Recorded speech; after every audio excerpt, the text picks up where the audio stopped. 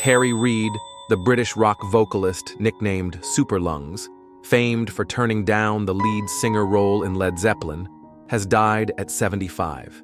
His UK publicist confirmed to The Guardian on August 5 that Reid passed away after several months of cancer treatment. By age 16, Reid was touring with the Rolling Stones, Ike and Tina Turner, and the Yardbirds, later sharing stages with Cream, Fleetwood Mac, and Jethro Tull. He famously introduced Robert Plant and John Bonham to Jimmy Page, helping shape Led Zeppelin, and also declined an offer to front Deep Purple. His standout albums include Bang Bang, You're Terry Reid, 1968, River, 1973, and The Driver, 1991, while his song Without Expression was covered by Crosby, Stills, Nash and Young, REO Speedwagon, and John Mellencamp.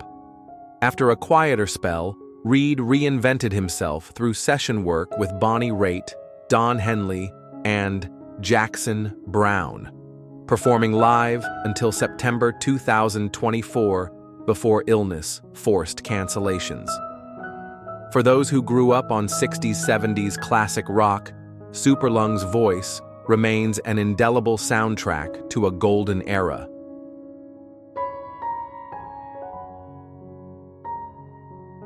Jane Morgan, the golden-voiced singer of Fascination and a beloved Broadway star, has died at the age of 101. Her family confirmed she passed away peacefully in her sleep on August 4 in Naples, Florida, of natural causes. Born Florence Catherine Courier, in 1924, Morgan found early fame in Paris before returning to the U.S. to sign with Cap Records. Her 1956 debut, The American Girl from Paris, paved the way for her signature hit, Fascination, which reached number 7 on the Billboard chart and appeared in Love in the Afternoon. She went on to record favorites like The Day the Rains Came and Blue Hawaii, and shine on Broadway in Mame, Kiss Me Kate, and The King and I. A frequent presence on television, she performed on The Ed Sullivan Show 50 times and sang for 5 U.S. presidents. I still remember hearing Fascination drifting from my grandmother's old radio, her smile softening with each note. For so many, Jane's voice wasn't just music. It was a cherished memory set to melody.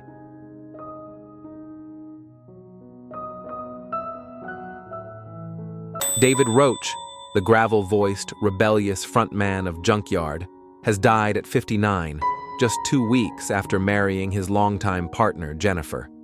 The band confirmed the news on August 3 via Instagram, sharing that Roach passed away at home in his wife's loving arms after battling aggressive squamous cell carcinoma diagnosed in January 2025. Joining Junkyard in 1987, Roach quickly became the face of the band's gritty metal meets punk sound. Their self-titled 1988 debut on Geffen Records put them on the rock map. After disbanding in 1992, the group reunited in 2000 and kept performing until illness forced Roach off stage. Even as his condition worsened, he celebrated a heartfelt wedding surrounded by friends and bandmates. His fellow musicians called him a gifted artist, performer, songwriter, and singer, but above all, a devoted father, husband, and brother. Bandmate Chris Gates wrote, "I loved him like a little brother. I'll miss playing music with him."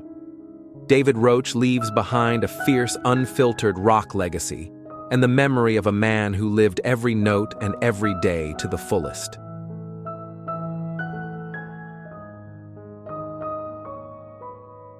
Jeannie Seely, the Grammy-winning Miss Country Soul, whose 1966 hit Don't Touch Me and record-breaking Grand Ole Opry career made her a country legend, has died at 85. Her rep confirmed she passed away August 1 in Tennessee from complications of an intestinal infection. The loss comes months after her husband, Eugene Ward, died of cancer. Rising to fame with Don't Touch Me, she won a Grammy and in 1967 became a Grand Ole Opry member, performing there 5,397 times, more than anyone in history. She broke barriers as the first woman to host an Opry segment and modernized its traditions. Despite a near-fatal 1977 car accident, Seely returned to recording, touring with Willie Nelson, and releasing over 15 albums. In 2023, she earned the CMA's Joe Talbot Award for preserving country music's heritage. Her final Opry appearance in 2024, still radiating joy and grace, felt like a love letter to the stage she called home, and to the fans who will never forget her.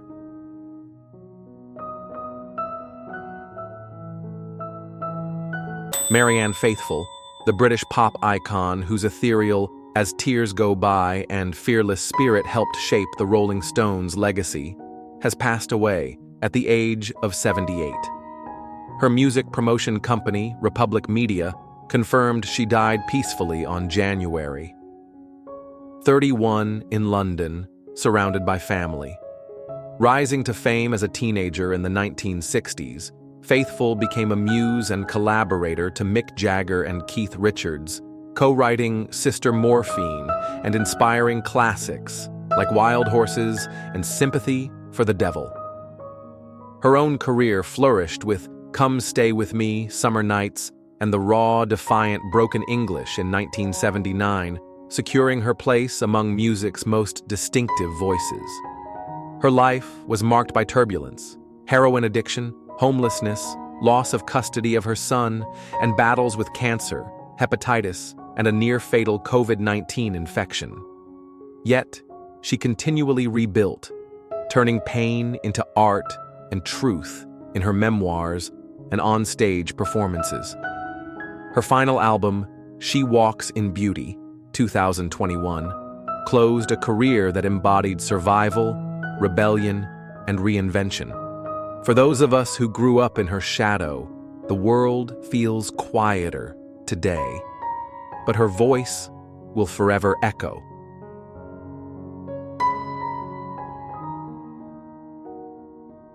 Marianne Faithfull, the British pop icon whose haunting voice and turbulent life left an indelible mark on music history, has died at the age of 78. Passing was confirmed by Republic Media, which said she died peacefully in London on Thursday, surrounded by her family. Faithfull's career began with the 1964 hit As Tears Go By, written by Mick Jagger and Keith Richards, launching her into the heart of the swinging London scene. She went on to inspire and collaborate on some of the Rolling Stones' most iconic tracks, including Sister Morphine and influencing Sympathy for the Devil. Her solo masterpiece, Broken English, 1979, redefined her artistry and won critical acclaim. Her journey was marked by addiction, homelessness, illness, and personal loss. Yet she continually reinvented herself, blending rock, cabaret, and raw confessional songwriting into a singular voice. Her final years were spent recording, writing, and reflecting. For those who grew up with her music, losing Faithfull feels like losing a piece of rock's untamed soul. Her courage and artistry will echo far beyond her lifetime.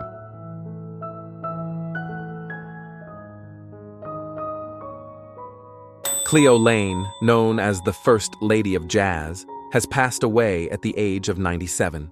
Her death was confirmed by the Stables, the charity she co-founded with her late husband, saxophonist John Dankworth. She died peacefully in London, leaving behind a legacy cherished by fans around the world. Laine's musical journey began in a musical family, growing up singing with her father, a Jamaican street performer. Before fame, she worked as a hairdresser's assistant and sang semi-professionally. Her big break came when she joined the Johnny Dankworth Seven. She married Dankworth in 1958, and together they worked with legends such as Ray Charles and Frank Sinatra. Laine also scored a UK top 10 hit in 1961 with You'll Answer to Me. Honored with a damehood in 1997, Laine humbly credited British jazz for her incredible career and the lifelong joy music brought her. Her unique voice and radiant spirit will forever live on in the hearts of those she touched.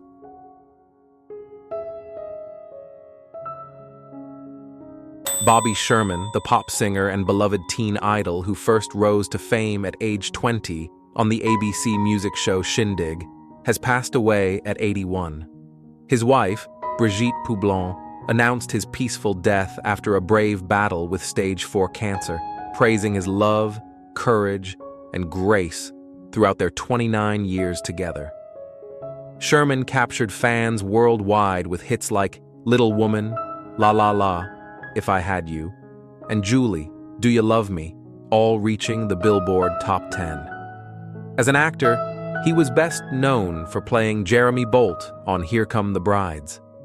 After years balancing a hectic schedule of filming and touring, Sherman found fulfillment later as an emergency medical technician and reserve police officer, dedicating his life to helping others.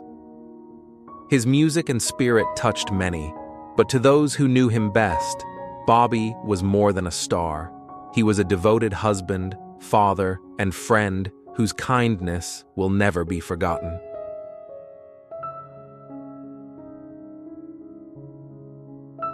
Roberta Flack, the legendary singer famous for killing me softly with his song, has passed away at the age of 88. Her death on February 24th, 2025, was confirmed by her representative, who said she left peacefully surrounded by family. Flack was celebrated not only as a groundbreaking artist, but also as a dedicated educator. Rising to fame in the 1970s, Flack achieved 3 number-1 hits within 2 years. The First Time Ever I Saw Your Face, Killing Me Softly with his song, and Feel Like Making Love.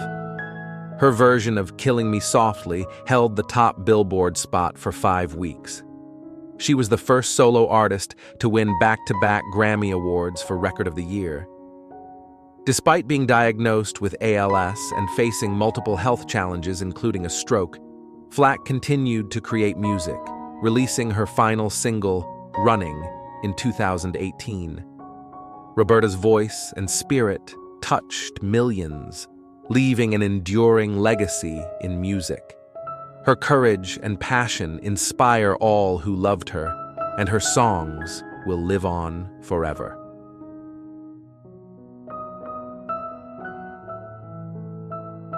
Sharon Osbourne, a journey through triumph, turmoil, and unyielding resilience. What is her life like today? For millions who have watched her on stage, on screen, and in the headlines, Sharon's story has always been more than entertainment. It's a saga of legacy, of comeback after crushing lows, of redemption forged in fire.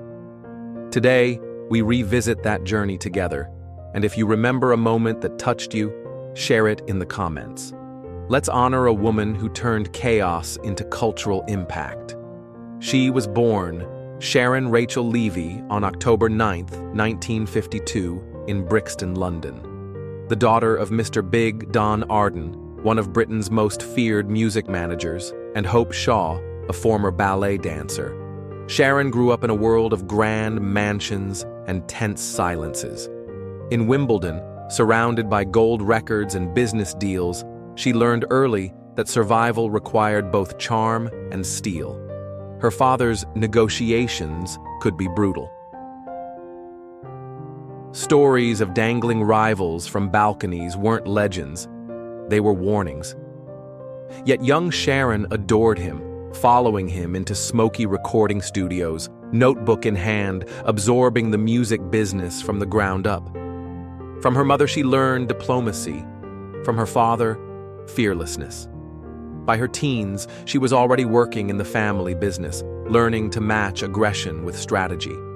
The 1960s and early 70s were a male-dominated industry, but Sharon understood the game. She could be warm and nurturing one moment, devastatingly direct the next, a duality that would define her career. Her first major break came when she stepped out of her father's shadow to manage Ozzy Osbourne, a decision that sparked a bitter family rift. Don Arden saw it as betrayal. Sharon saw it as destiny. The split cost her financial security, her father's approval, and a piece of her heart. But it marked the beginning of her own legacy. 2 decades later, in March 2002, the world met Sharon in the Osbournes. The MTV reality series was raw, chaotic, and unlike anything before. She was the anchor in a household of rock and roll madness, balancing Ozzy's mishaps, parenting Jack and Kelly, managing visitors, pets, and constant filming. Viewers fell for her quick wit and unfiltered commentary, her ability to turn mayhem into television gold. The Osbournes became MTV's highest-rated show, cementing Sharon's cultural impact and opening the door to the X Factor UK, America's Got Talent, and The Talk. On the X Factor, she was a veteran mentor, balancing brutal honesty with heartfelt guidance. On AGT, American audiences saw her cry openly for contestants' struggles and celebrate their triumphs. Her warmth and humor. "I'm not here to be cruel, darling, but I will tell you the truth because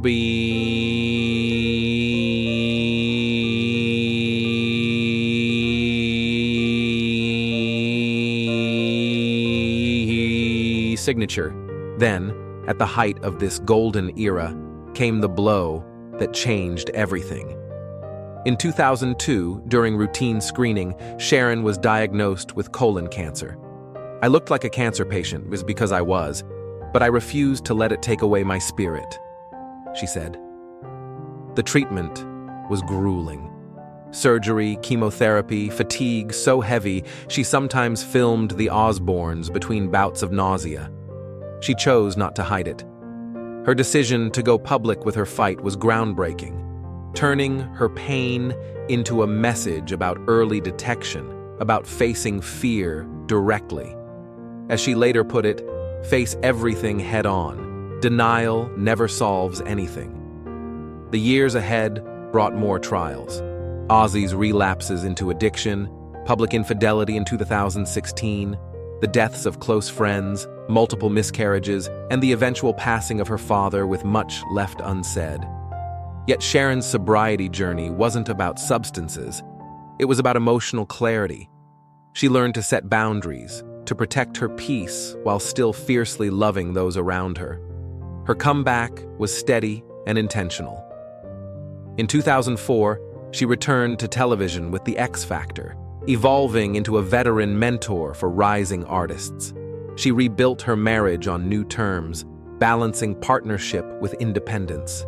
She shed the chaos of overcommitment, becoming selective about projects. "I'm done with saying yes to everything," she told one interviewer. "Now, I choose what feeds my soul." Today, in her early 70s, Sharon splits her time between the US and the UK, living in a home where the garden has become her favorite stage. The woman who once thrived in the glare of constant cameras now finds joy in quieter acts. Sipping tea on the patio, her scribe's notebook at her side, jotting down thoughts as her grandchildren's laughter drifts through the air. She still wears the jewelry Ozzy or her children have gifted her, not for glamour, but for memory. Her work continues. She appears on select talk shows and panel discussions, always with the same authenticity that defined her peak years. She uses her platform to raise funds for cancer research, to champion mental health awareness, and to remind women, especially those over 60, that reinvention is always possible. Her legacy is more than television ratings. It's the countless lives encouraged by her resilience and openness. She mentors young women in entertainment, warning them of the industry's pitfalls while teaching the art of survival with dignity intact. Financially secure, culturally relevant, and emotionally grounded, Sharon has shifted her measure of success. It's no longer the number of projects or headlines. It's the health of her marriage, the bond with her children, the joy of being Nana to her grandchildren. She travels for pleasure now, not press tours, taking Ozzy to places they once only saw from backstage. And shame in his eyes. They made him kneel while the rest of you stood still. A small nod from the commander. One arrow, no words. You didn't flinch. not because you weren't afraid, but because you were learning. Mongol law, or yasa, was strict, absolute, and deliberately silent. Justice didn't come with speeches. It came with precision, speed, and sometimes complete indifference. You follow orders not because you're afraid of punishment, but because the entire structure demands it. Disobedience is more dangerous than any enemy. You clean your horse more thoroughly than you clean yourself. Its hooves are your lifeline. Its back is your second spine. You talk to it in low hums, not affectionately, but respectfully. If it falls, you're already dead. You learn to fire arrows at full gallop, not just once, not twice, but again and again, firing while leaning sideways off the saddle, firing backward while retreating, firing without looking, trusting your instinct and muscle memory to guide you. Your instructor, a man who hasn't smiled in 5 winters, says, "If you miss the target, the next arrow should kill the shame." There are no breaks, only shifts in momentum. When you're not fighting, you're moving. When you're not moving, you're maintaining. Your leather is softened with sheep fat. Your bow is cured in fish oil. Your teeth are cracked from chewing sinew. It never ends. Sometimes you think of the people you left behind. A mother with hands like twigs, hair braided by exhaustion. A sister with a voice like wind chimes, now probably scraping hides in silence, waiting for a husband she didn't choose. There's no sentimentality in the Empire, there's memory, sharp utilitarian memory. If you remember them, it's not to cry.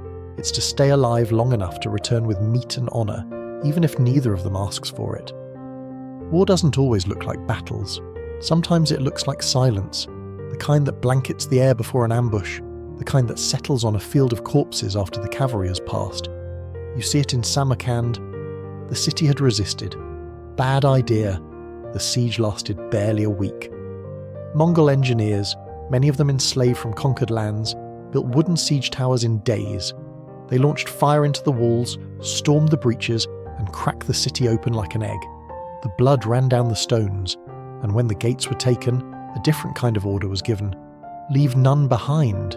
You don't ask questions, you ride in. That day, you saw things you still can't describe. You saw the cruelty men commit when their chain of command tells them to be efficient. You saw what efficiency looks like when mixed with fire and hate. But you also saw something stranger, something almost peaceful.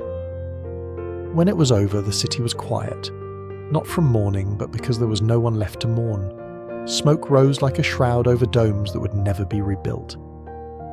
In the distance, children's toys,